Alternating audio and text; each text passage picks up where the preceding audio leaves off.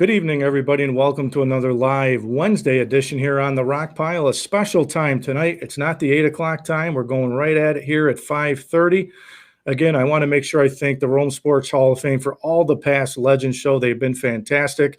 I want to make sure I give a special shout out to Archie Cianfrocco. Archie came out with me a few weeks ago and was fantastic. Tonight's special guest is not only another Roman, but he's another member of the Rome Sports Hall of Fame, and he's the current commissioner of Major League Baseball, who is kind enough to take time out of his busy schedule to talk to me here tonight. So without further ado, let's see if I can bring him over here. Hey, Commissioner, how are you? I'm good, Rocky. How are you? I'm doing fantastic. I appreciate you coming on. You were telling a couple little stories before, and I said, I remember when you called into the radio show, my guys almost fell out of their chair when they saw the phone said Major League Baseball. It does come up that way. Yeah, it does come up that way. So, Commissioner, talk to us a little bit about growing up in Rome. How special was it for you? Look, Rome was a great place to grow up. We in the summertime, we would leave our house first thing in the morning. My siblings and I, and it was off to Franklin Field. You'd come home, grab a quick lunch, and back over there for the whole day. It was a safe place, a real community. When you got out of line, you're pretty sure that somebody was going to tell your parents about it. Yep. But a great community. And Commissioner, talk a little bit about too. I know I was reading a bunch of articles on you, doing some research, and your family says you were pretty competitive growing up. Talk about that.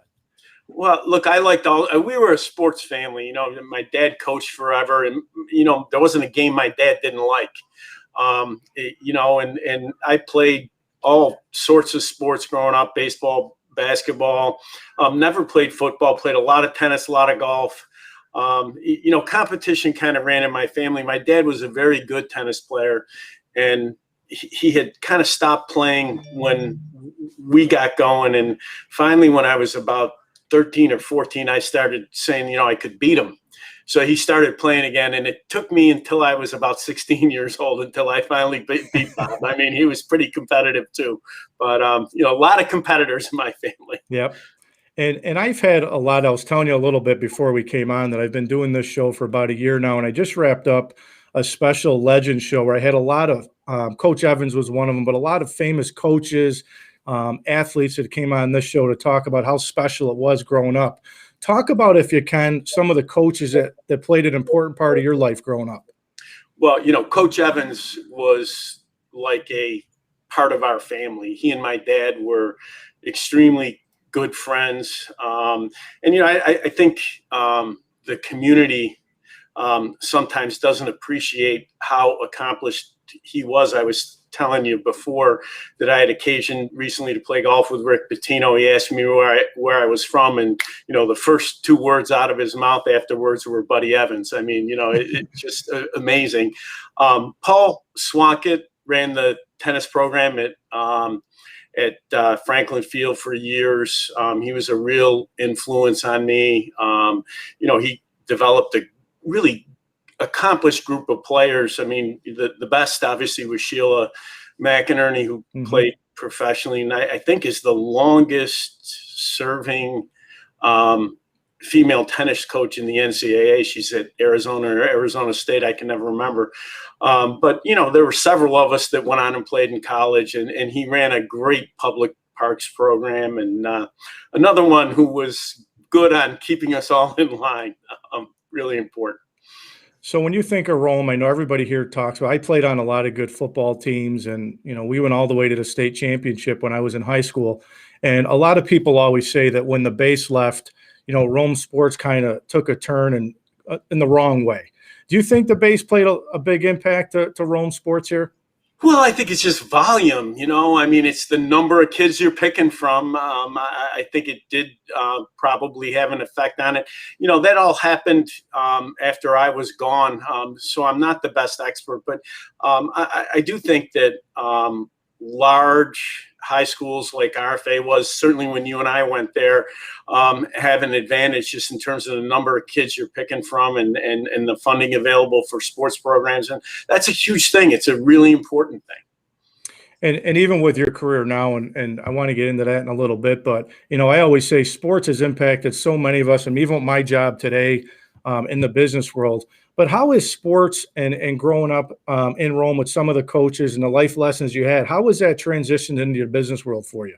Yeah, I think that, sports are really crucial in terms of learning to work with other people, particularly team sports. It teaches you the value of teamwork. I think it's one of the great things about our game, the values that are embedded in the game. And I think those values really carry over to the business world. I mean, relationships have been a huge part of whatever I've achieved during my career, my ability to get along with people. I think that's sort of that's one of the things that you learn by participating in athletics, particularly team sports. And take us through, if you can. You graduated from Lemoyne. You also graduated from Cornell and then Harvard Law School. But take us through when you left Rome into the college days, if you can. Yeah, so I started at Lemoyne College. One of the big reasons I went to Lemoyne, I actually was admitted to Cornell, Colgate, and Lemoyne. One of the big reasons I went to Lemoyne, I could play. I knew I was good enough to play tennis there, and it was important to me. I stayed for 2 years. I didn't graduate. I transferred to Cornell after my sophomore year, and finished up there. Went to Harvard Law School. I spent a year in Boston. Clerking for a federal judge. It's a common, first year out of law school thing to do. The judge I clerked for, this sort of began the whole baseball thing, was a big baseball player at Brown during his college days, and actually had represented the Canigliaro brothers when he was in private practice. So, yep. It was kind of an interesting thing. I then went to Washington to practice law. Big law firm, Morgan, Lewis, and Bacchius. We did all the group I was in. We represented companies dealing with their unions. I had been interested in that. My mother was a unionized teacher, and my dad ran a production facility that was unionized. So kind of had both sides of the fence on the labor thing. It was really luck of the draw. Major League Baseball came in as a client of the firms, right? During the collusion cases, they wanted new lawyers, and I had worked with the senior partner who attracted the client, and I got put on the baseball account sort of as the young lawyer, which would have been in 1987, a long time ago. Yeah, and I think the early years when you got involved with Major League Baseball, you came in working on a collective bargain, and I think it was 94, 95. Was that the year where you worked for the owners when the strike was going on, right? Right. My first negotiation for them was actually 89, 90. We had a short lockout during spring training. I worked on those negotiations, and then was involved during the 94, 95 strike, represented the owners. And kind of by the end of the strike, baseball had become my client. I was the senior person in the firm that was dealing with baseball, and I continued to do that until 1998 when I came in-house as executive vice president of labor. Now, I always tell athletes, and people like to argue this with me, but I always say if you're good enough, whether you went to a small school, so I'm a Fordham grad, if you're good enough, they'll find you, no matter big school, small school.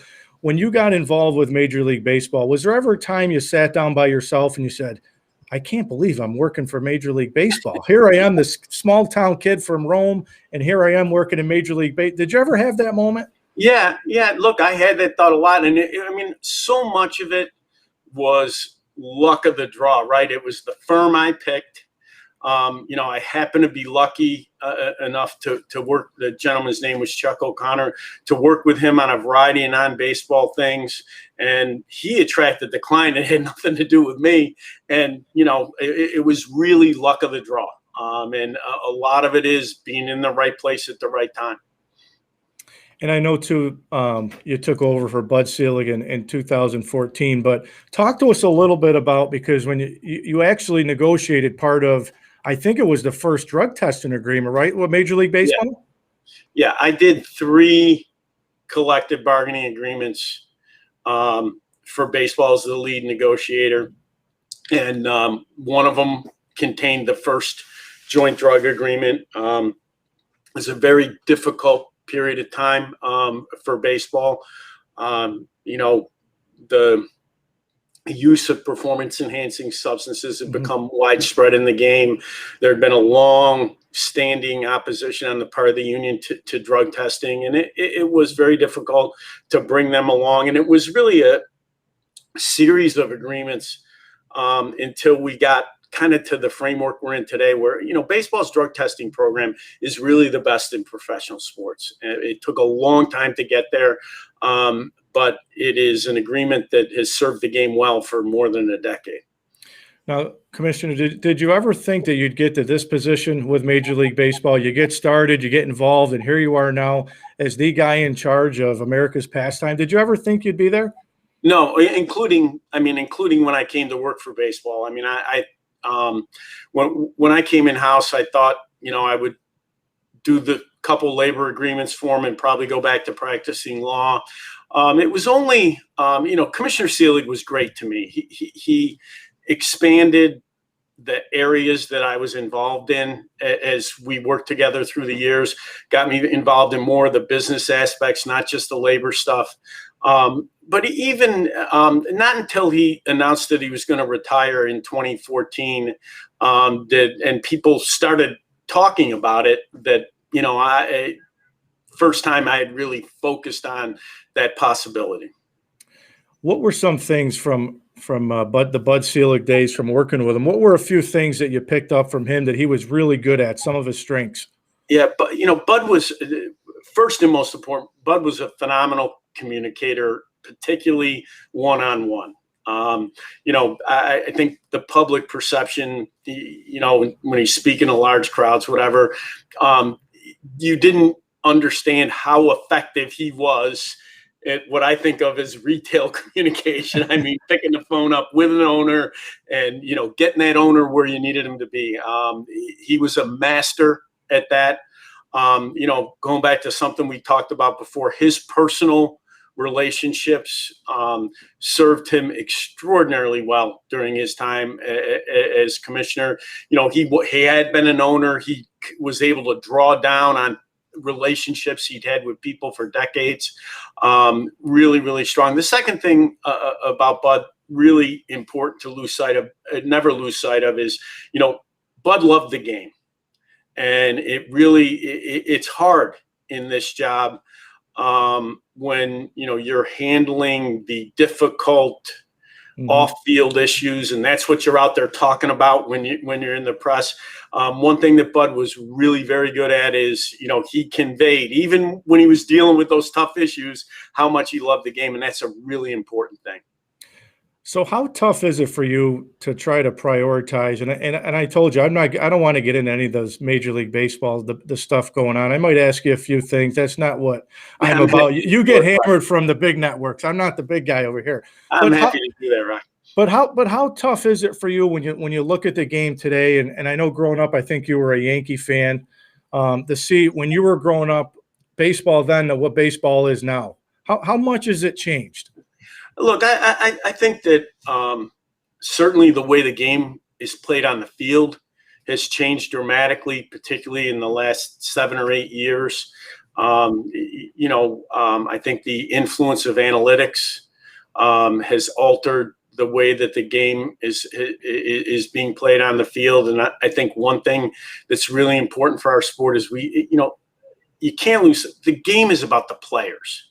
And the more we can shift the focus to the players and away from, somebody who's analyzing data on a computer, the better off we're going to be in terms of delivering to our fans the kind of product that they want, the kind of entertainment product, frankly, that they deserve.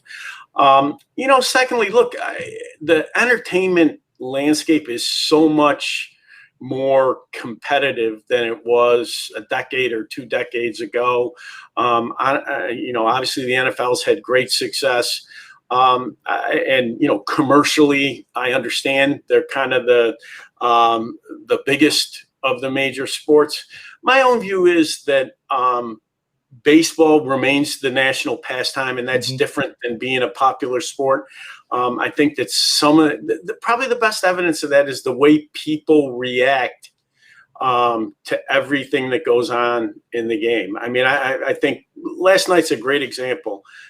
So they checked the pitcher for foreign substances and he didn't like it.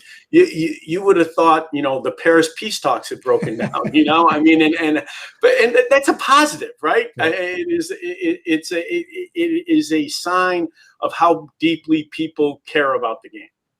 Well, I know Joe Girardi didn't like it last night with Max Scherzer three or four times, I think it was. Neither of them was very happy, Rocky, to tell you the truth. So, it is what it is. So how often do you get a chance to communicate with, like, the commissioner of the NFL, the NBA? Do you guys have a relationship where you guys can call each other at any time? Yeah. I mean, the last year's been kind of extraordinary in that regard. We were all facing the same pandemic-related issues at different points in our schedule, but the same issues. Sure. We talked regularly, and even before that, on a pretty regular basis, there would be communication. Not always all four of us at the same time, but one or two of us talking about issues that are common to us. I know it's nice to see fans back in the ballparks. I know that, and I'm excited for Cooperstown. I know everybody made the change there. You don't need tickets. They're going to let people in. How tough was it to go through this pandemic for you guys? Look, it was extraordinarily difficult. I mean, let's start with the most important thing. We felt, me and the owners, the people that work with me, tremendous pressure to play the game. The idea of not playing for a whole year was something that was not acceptable, really, to the owners, to me, and so we felt tremendous pressure to play the game. Given that pressure, coming up with protocols that were going to keep the players and the other people necessary to play the game safe was a huge challenge. I mean, members of my staff learned more about COVID than, some of the leading experts, and did a phenomenal job managing. It seems like a long time ago, but remember, just a year ago, really just short of a year, we had outbreaks on teams where we had, large numbers of players, and managing our way through that and getting all the way through the World Series, and I'll emphasize this, barely, was a tremendous accomplishment. The other thing I don't think people realize, to play in empty stadiums, the owners voluntarily undertook, they would have been better off financially not playing, literally, because of the payments to players, whatever, the salaries that you have to pay. They knew going in they were going to lose a couple of $1 billion by playing last year. And, I think it is a sign of the owner's commitment to the sport and to the fans, that they were unanimous in their desire to do that. The losses kind of be damned. They wanted the game on the field. And some of the goals, I know when you started, one of your goals was, you talked about youth outreach, you talked about, technology, the pace of play. And I want to ask you about the youth piece, because my son's 9, and my son will watch a couple innings. We're big Yankee fans. Then he's back on the video games and all that stuff. How do you promote the game more to the young kids out there? The key to young people, and the research really strong on this, the best way to build a fan in terms of their lifespan is to get them to play as a kid. So we've really focused on participation, boys and girls, softball and baseball, and girls baseball, frankly. And our participation numbers are really strong. Leading into the pandemic, I think the last 5 years, baseball was the fastest growing participation sport in the U.S. I don't think people realize that. We've been particularly focused on underserved communities, spent a ton of money and time making sure that young people who want to play have a place to play, have the equipment they need to play. So that's a big thing. In terms of viewership, I think you got to take the two things that you juxtaposed and put them together. What do I mean by that? The sport combined with technology is a very effective way to get at a younger audience. One of the places that we've worked really hard is our electronic game, MLB, the Show 21 debuted this year. It was the #1 selling video game in April. We hadn't been in that position in a long time. And, that availability in the tech space is crucial to attracting young fans. How hard is it for you? I think you grew up a Yankee fan, right? Yeah, I did. Big Yankee fan. So now in your chair, you kind of be neutral, right? To all the teams, you can't show any favoritism. How hard is it for you being a Yankee guy? Well, it's interesting. I didn't understand when I first started in baseball how important that neutrality issue is to the clubs. And it is important. They don't want anybody thinking that you're a fan of one team or another. So I have consciously abandoned my Yankee fandom. And one thing that kind of helps is you make relationships in the game, right, with people,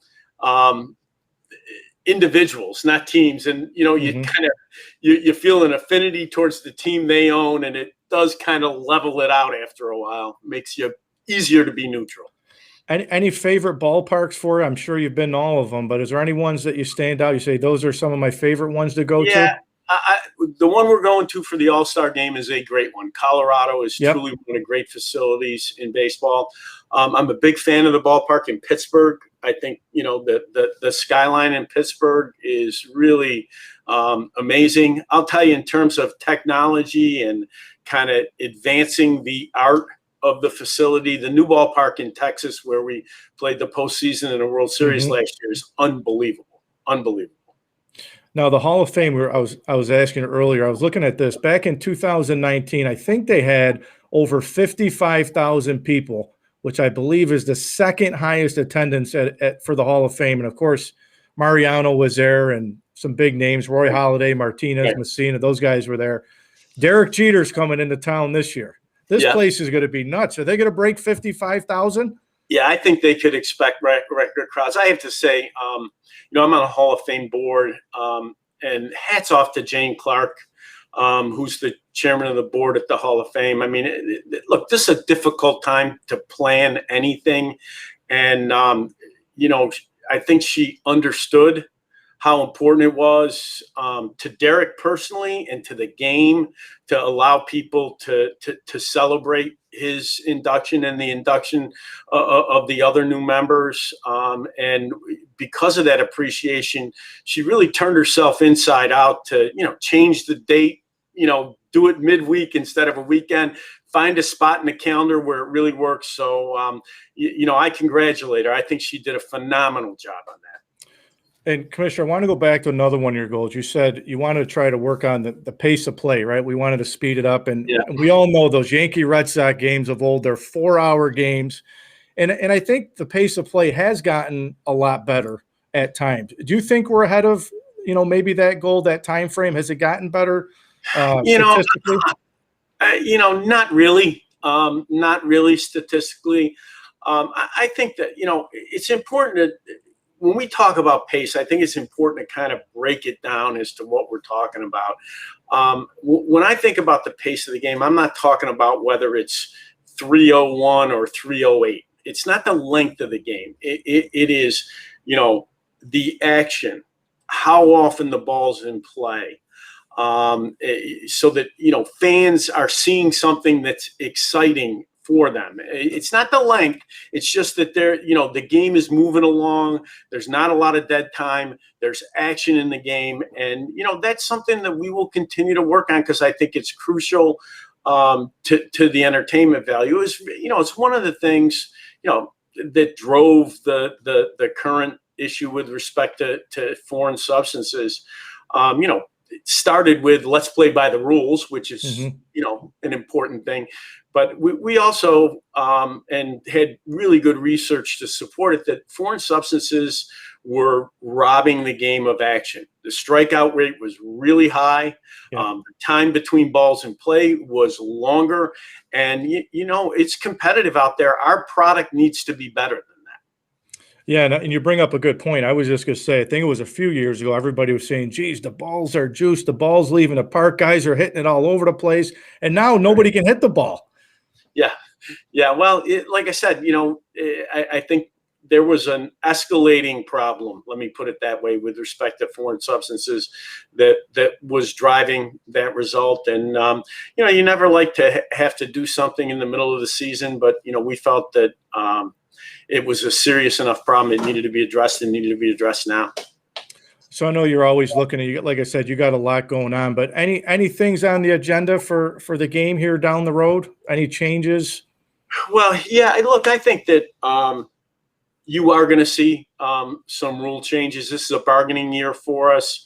I think that one of the things that the owners, the clubs, are taking to the table is an agenda of things that we'd like to see happen in terms of keeping action in the game and making sure the game kind of looks like fans have traditionally seen it. So I do think there is some potential for real change in the next 12 months. And one of the things that keeps getting thrown around too is some people don't like the extra inning rule. I happen to like the extra inning rule. Can we see that sticking around for a while? Yeah, look, I mean, let me be clear about this. We went to the extra inning rule last year based on the advice of medical experts. They didn't want players on the field for extended periods of time. The shorter we could keep them on the field, the better. And the rule made good sense there. The fan reaction to it, and frankly, even the media reaction to it, has been more positive than you might expect. I think the rule is actually pretty exciting. I mean, it draws attention to the end of the game in a way that's good. But that's something that we'll sort through before we start the 22 season. Replay 2 comes up, and I was watching that NBA game last night, and I think they said the final 90 seconds took 33 minutes. Yeah. And I know now you can challenge, with instant replay. Is that something too we could see stick around for a while? Yeah, I think replay's here to stay. I think the trick with replay is the technology. I'll give you a great example. When we started replay, I get a email every morning with the reviewable plays, and I used to play a game with myself when it first started. I'd watch the video before I knew the outcome, right? And try to figure out if I could get it right. And, you do learn, people talk about umpires all they want. I mean, it is really hard, really hard. So, the first year in particular, I calls at first base, you just really struggle with them. I mean, I had a hard time because, you're trying to watch two things at once. If you think about it, you're trying to watch when the ball enters the glove and when the foot hits the bag. It's not easy. Mm-mm. The next year, we put super slow motion cameras on every first base bag in the major leagues. With those cameras, you make those calls like that, and they're easy. So the trick is to continue to use technology, use the very best technology, so that replay is fast and allows you to get it right. The one thing people don't realize, replay is never going to be perfect. Right. And I'll give you a great example. Think about the toughest play. And I think we had 3 or 4 of them right at the beginning of this year. When someone slides into home plate and they're reaching with their hand for the plate, it is almost impossible to tell whether that hand is up or actually on the plate. It's just a really tough call. No matter how many camera angles you have, it's just a really tough call. And, what's going to happen there is the way the rules work is it gets called on the field. There's not clear evidence to overturn it. So the one on the field stands. And, that imperfection is always going to exist in the system. It's never going to be perfect. But I'll tell you one thing for darn sure. We get a lot more right now than we used to. Yeah. And, I was just thinking of some of the, the famous plays from years ago, with the Derek Jeter play at home plate. If we would have had replay back then, who knows, that could have been a different outcome. Right. Some of those calls from years ago, things might have been a lot different now. A lot different. I was actually in Oakland for that play. I saw that play live. So the only replays I saw was on the board of that one. So the other thing I know that I know you got a lot of heat on too, was moving the All-Star game I know it's a tough decision to move it. Obviously, you move it to Denver, right? Coors Right. Field. Yep. Great ballpark. How tough of a decision was that for you?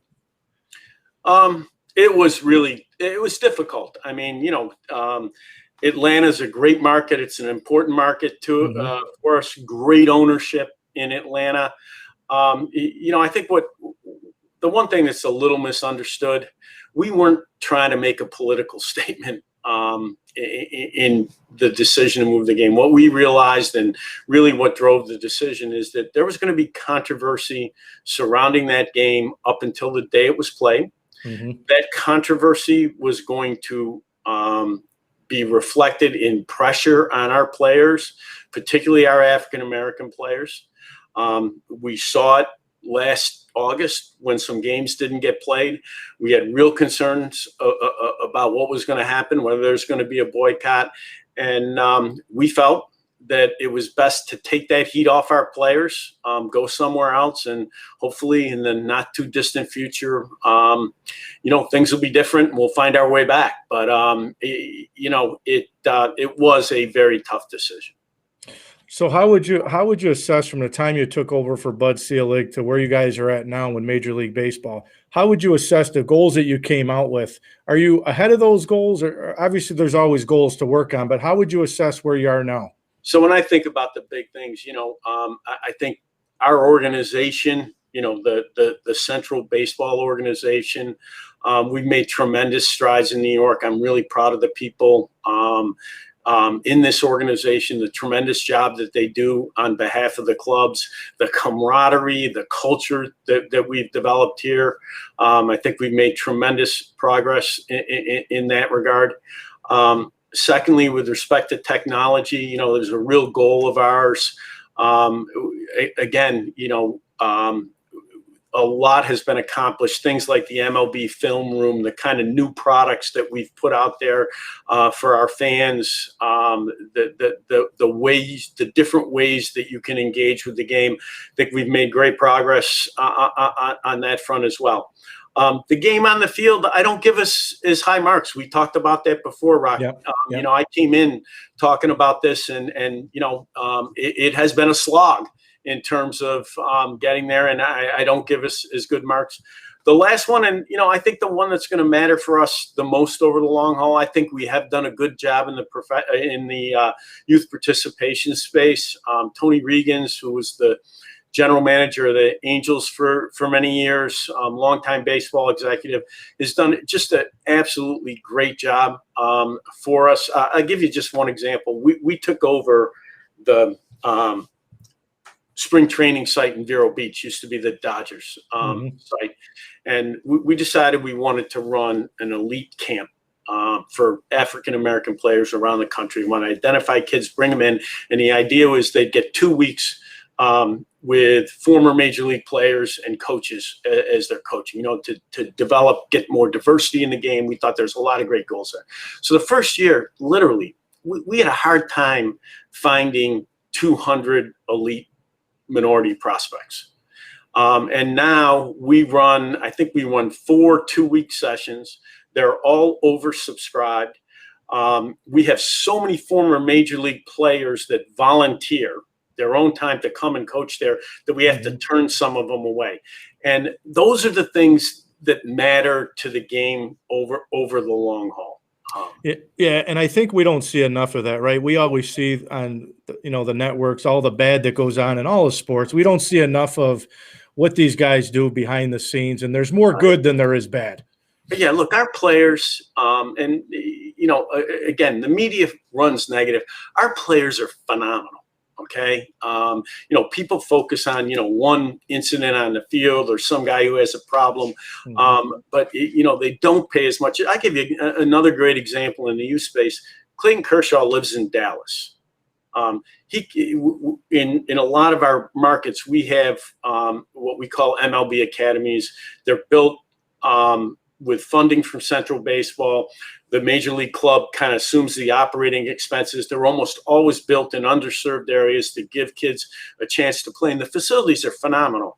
The Rangers in Dallas decide they're going to build one. Clayton Kershaw gives $1 million to the Rangers Academy to help them get the academy up and going. And, there was a story, there were stories about it, but that's the kind of thing that our guys do all the time. And people, just don't realize it. Yeah, they want to spend time ripping him because his struggles in the postseason, but we don't talk about the good, right? Yeah, well, we do run to the negative in society. Yeah, I'm afraid. I'm afraid. So, Commissioner, just a few more things I wanted to ask you, personal-wise. Who have been some people along your journey from Rome to where you are today? Who are some of those people that influenced you? Yeah, I will. Let me start. My father was a tremendous influence on me. My dad had and you played for my dad. Yep. My dad had a calm yet stern way about him. He was always a great source of advice. He never told you what to do directly. At least he didn't tell us what to do directly, but he always steered you in the right direction.